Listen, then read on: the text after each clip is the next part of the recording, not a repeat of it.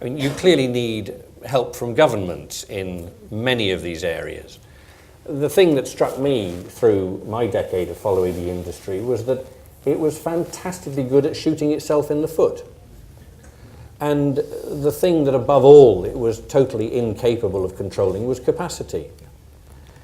You know, and it would bleat on about governments this and governments the other and all of the providers and everybody else that's making the world a mess for them. But actually they're making a mess of their own industry a lot of the time. That is what I mentioned before, and I mentioned this the first time because if I would mention this during my yard, I would go through big trouble. There is one big sin that is killing this industry, and it's capacity. It's capacity. Now, you'd have ended up in jail if you discussed it at IATA. Yeah. Perhaps you can explain why that would be. Or we cannot handle pricing or capacity. And I made just a small photo of this year.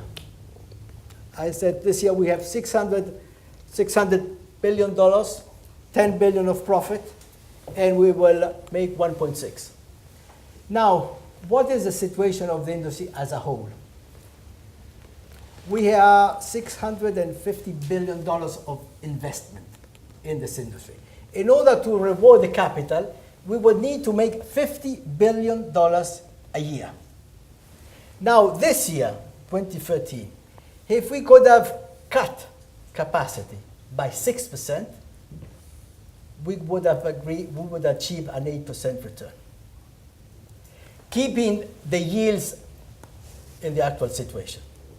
So this gives you an idea that this is a big problem, but this you have to leave it, you have to ask and I must say, for example, the US in the last 2 years has been more wise. And that's the reason why it has improved.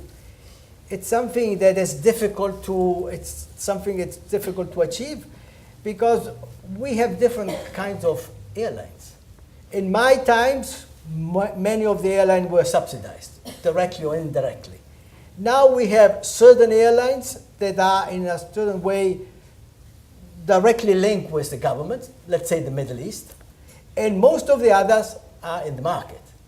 So this doesn't help this overall situation, but in any case, I would say have we become a bit wiser. The other thing that we have to be careful in order to have this equation correct is that we keep control of the distribution. Because I was mentioning before, the yields must remain the same. But if we lose control of the distribution, and the distribution of a seat becomes like the freight, the situation doesn't work.